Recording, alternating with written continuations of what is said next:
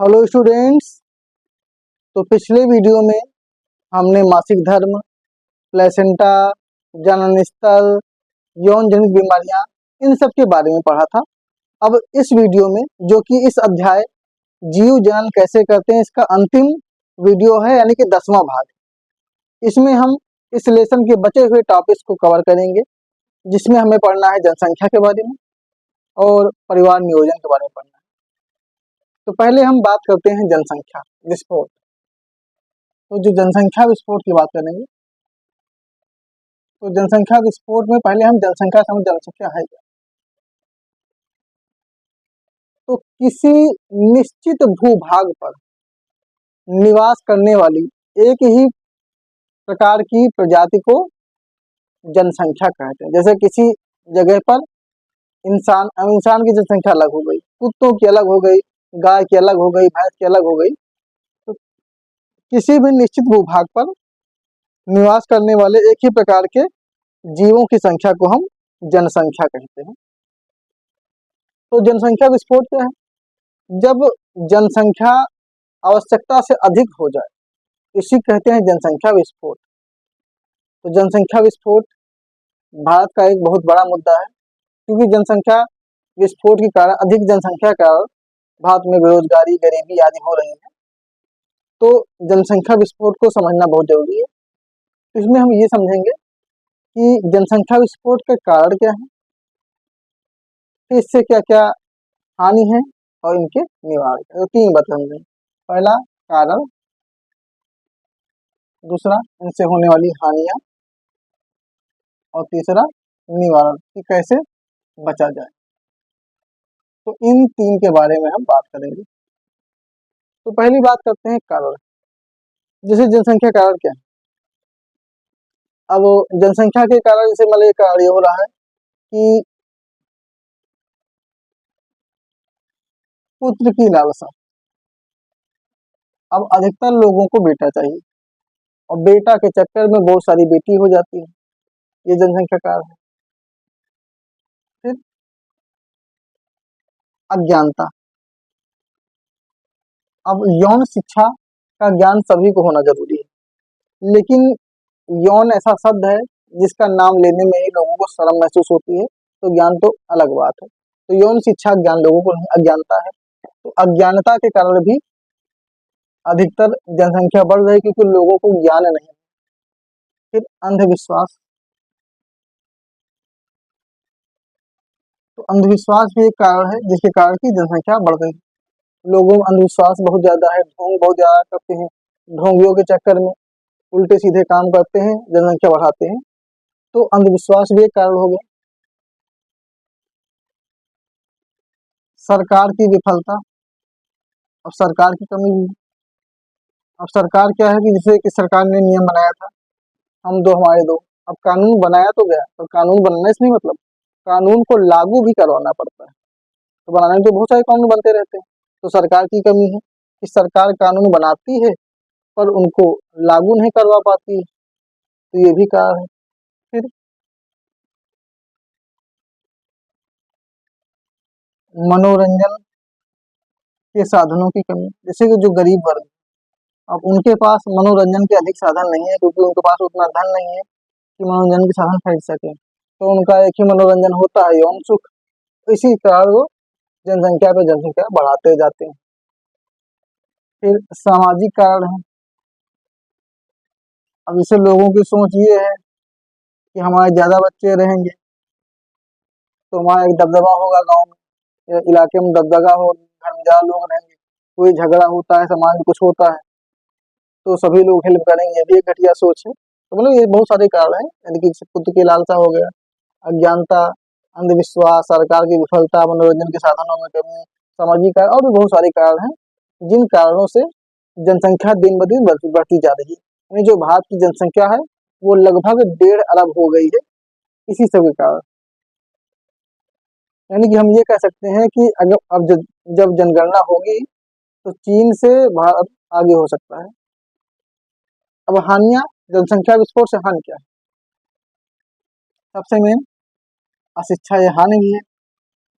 अगर परिवार में बच्चों की संख्या ज़्यादा है और गरीबी है, सबको पढ़ा नहीं पाएंगे, शिक्षा रहेगी। बेरोजगारी, अब लोग बढ़ते जा रहे हैं, रोजगार उतना हो नहीं पा रहा, तो बेरोजगारी की समस्या हो रही है।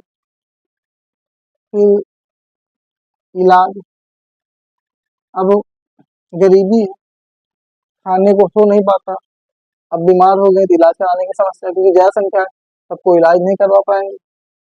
फिर आवास की समस्या, अब कई सारे बच्चे हैं, अब एक छोटा सा घर है, 3-4 बच्चे हो गए, अब बड़े होंगे उनको बांटना है तो घर नहीं है, तो घर की भी समस्या होती है।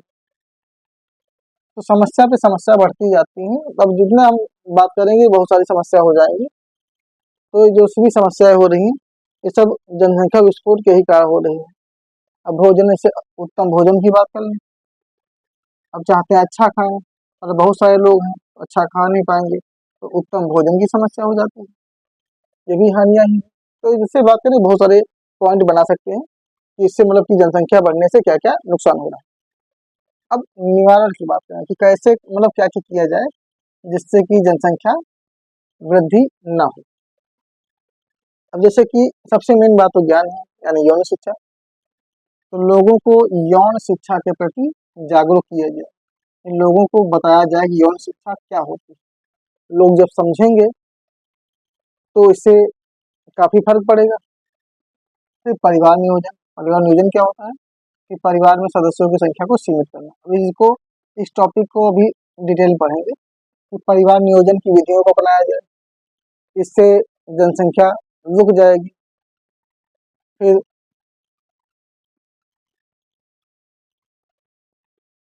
पुत्र पुत्री में भेदभाव न करना।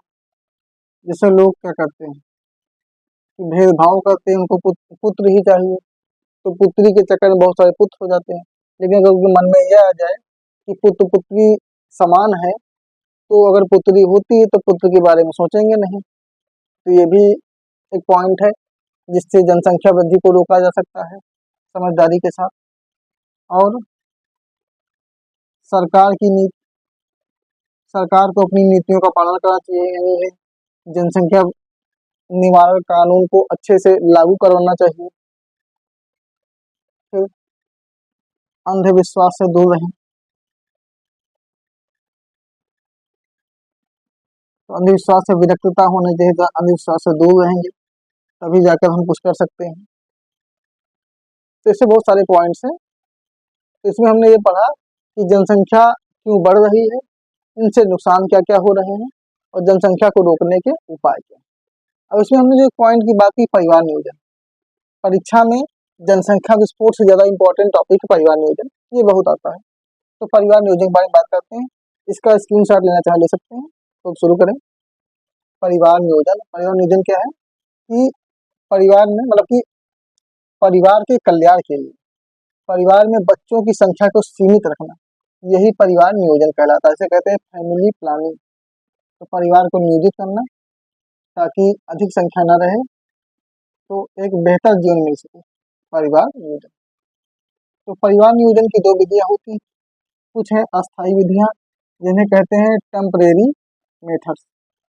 टेम्परेरी मेथड्स मतलब कि वे ऐसी विधियां हैं जिन पे हम 100% विश्वास नहीं कर सकते, यानी उनमें डाउट रहता है। लेकिन जो स्थायी विधियां हैं, यानी परमानेंट विधियां, इन पे हम 100% भरोसा कर सकते हैं।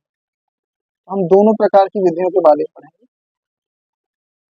तो अस्थायी विधियां क्या है? वे विधियां जिनसे गर्भ ठहर भी सकता है और नहीं भी सकता, दोनों बातें। लेकिन स्थायी विधियां वे विधियां हैं जिनसे 100% गर्भ ठहर जाता है, मतलब 100% गर्भ नहीं ठहरता है, मतलब कि गर्भ को रोकने के लिए किया जा रहा है। तो परिवार नियोजन में अस्थायी विधियां क्या है? जैसे कि बहुत सारी विधियां हैं, जैसे कि हमने भी इससे पिछले वीडियो में बात की थी सुरक्षित काल। तो वहां पर हमने जो समय बताया सुरक्षित काल के लिए, यानी सुरक्षित काल में अगर संभोग करते हैं तो गर्भ ठहरने के बहुत ही कम चांसेस होते हैं। जिस सुरक्षित काल में क्या बताया कि जिस दिन से मासिक धर्म शुरू होता है, उस दिन से उस दिन के 6वें से लेकर 13वां दिन, और फिर 21वीं से लेकर 28वां दिन, इस समय को सुरक्षित काल माना गया है। 100% भरोसा नहीं कर सकते हैं, लेकिन 95 कर सकते हैं।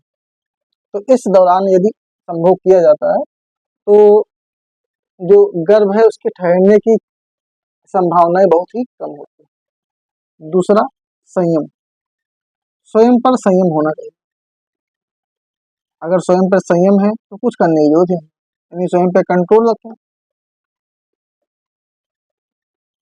फिर तीसरी बात, यांत्रिक विधियां।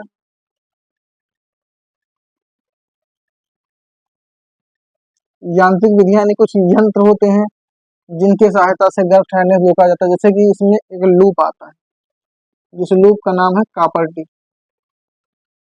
कापर्टी सुना होगा, कापर्टी। इसमें एक टी के जैसा संरचना होती है। जैसे कि हम यहाँ पे चित्र बना देते हैं, ये स्त्री का अंडाशय है, स्त्री के लिए होता है कापर्टी। ये मादा भाग है। अब यहाँ पे क्या करना है, जैसे कापर्टी होता है इसको यहाँ पे इसे यानी योनि के थ्रू यहाँ पे इसे सेट किया जाता है। अब कापर्टी के कारण यहाँ से जो अंडाणु निकलते तो हैं, लेकिन यहाँ पे आगे आ ही नहीं पाते हैं और शुक्राणु भी यहाँ जा नहीं पाते। तो इसलिए अंडाणु शुक्राणु का मिलन नहीं हो पाता, निषेचन नहीं हो पाता। तो ये कापर्टी विधि हो गई। और भी विधियां हैं, जैसे कि गर्भ निरोधक औषधियां। बहुत सारी औषधियां होती हैं जो गर्भ को रोकने के लिए होती हैं। तो गर्भ निरोधक जो औषधियां ड्रग्स हैं उनका यूज करते हैं। जैसे कि इनमें सहेली, माला डी आदि फेमस है। तो गर्भ निरोधक गोलियां होती हैं, इनसे भी गर्भ को रोक ले। और भी तरीके हैं, जैसे कि निरोध, जैसे कंडोम बोलते हैं, ये पुरुष को यूज करते हैं। जैसे कि हमने बताया भी कापर्टी, कापर्टी स्त्रियां यूज करती हैं, निरोध कंडोम यूज मतलब कि पुरुष यूज करते हैं। जैसे कि अब शिश्न है पुरुष का, तो शिश्न के ऊपर क्या करते हैं, जो पन्नी टाइप का निरोध होता है इसको चढ़ा दिया जाता है। इससे क्या होता है, जब मैथुन होता है तो निषेचन के लिए जो शुक्राणु होते हैं, तो जो वीर्य होता है ये इसी पन्नी में रह जाता है, निकल नहीं पाता है। तो इस तरह से शुक्राणु अंडाणु से नहीं मिल पाते। और भी तरीका एक है गर्भपात, या इसे कहते हैं गर्भ का चिकित्सीय समापन, जिसे एबॉर्शन बोलते हैं। लेकिन ये इलीगल है, यानी गैर कानूनी है। बिना डॉक्टर की सलाह के, यानी बिना डॉक्टर की प्रिस्क्रिप्शन के गर्भपात कोई नहीं करवा सकता है। अगर ऐसे करवाते हैं तो करवाने वाले भी जेल जा सकते हैं और डॉक्टर भी जेल जा सकता है। तो ये तो इलीगल है, लेकिन ये भी एक तरीका है। लेकिन कभी इसे मान ली कोई समस्या है, जान जाने खतरा ऐसा कुछ होता है, तो डॉक्टर प्रिस्क्राइब करते हैं, तो वहाँ पे डॉक्टर के प्रिस्क्रिप्शन के बाद गर्भपात करवाया जा सकता है।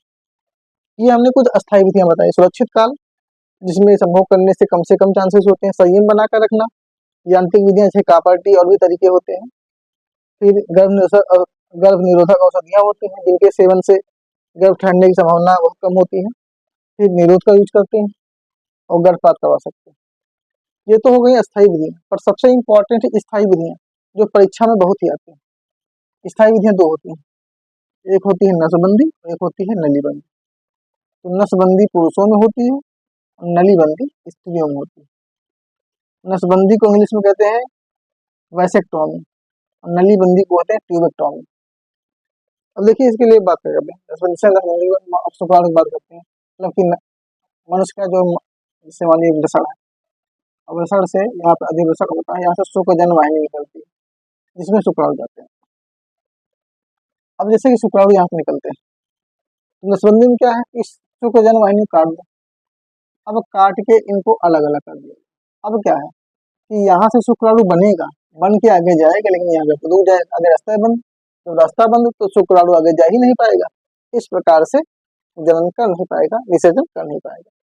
तो पुरुषों में वह स्थायी, मतलब पुरुषों में परिवार नियोजन के अंतर्गत वह स्थायी विधि जिसके अंतर्गत पुरुषों के शुक्रजन वाहिनी को काट दिया जाता है ताकि शुक्राणु निषेचन हेतु आगे न जा सके, इसे ही नसबंदी कहते हैं। ये बात क्लियर हो गई कि इसमें शुक्रजन वाहिनी को काट देते हैं। सेम ऐसा स्त्रियों में होता है, तो पुरुषों में है नसबंदी, स्त्रियों में है नलीबंदी। तो परिवार नियोजन की वह स्थायी विधि जिसके अंतर्गत स्त्रियों में ये जो अंडवाहिनी को काट दिया जाता है। अब अंडवाहिनी से काट दिए, अब यहाँ से अंडाणु गए, आगे जा ही नहीं पाएगा निषेचन के लिए। तो वह विधि जिसमें स्त्रियों की अंडवाहिनी को काट दिया जाता है ताकि अंडाणु निषेचन हेतु आगे न बढ़ सके, उसे नलीबंदी कहते हैं। तो ये बहुत ही फेमस है। तो नसबंदी का जो नाम है वैसेक्टोमी, इंग्लिश नेम, ये बहुत पूछ लिया जाता है। वैसेक्टोमी, इसको कहते हैं ट्यूबेक्टोमी। तो स्थायी विधि समझ गए होंगे। नसबंदी क्या होती है, जिसमें शुक्रजनन वाहिनी को काट दिया जाता है और नलीबंदी में अंडवाहिनी को काट दिया जाता है। तो ये हो गया परिवार नियोजन की विधि, जिसके द्वारा परिवार में सदस्यों की संख्या को सीमित कर सकते हैं। तो इस वीडियो में हमने जनसंख्या विस्फोट पढ़ लिया, परिवार नियोजन की विधियां पढ़ लिया। तो इस प्रकार से ये जीव जनन कैसे करते हैं पूरा अध्याय समाप्त होता है, जो कि सबसे बड़ा अध्याय था। ये 10वां भाग है। तो 10 भाग में ये अध्याय समाप्त हुआ है। आशा करता हूँ ये अध्याय अच्छे समझ में आया होगा। कुछ भी पूछना है तो कमेंट में पूछ सकते हैं। अगर समझ में आया है, पसंद आया है, तो गैलेक्टिक साइंस को सब्सक्राइब कर देना। अब इसके बाद अगले वीडियो में हम आनुवंशिकता चैप्टर के बारे में बात करेंगे।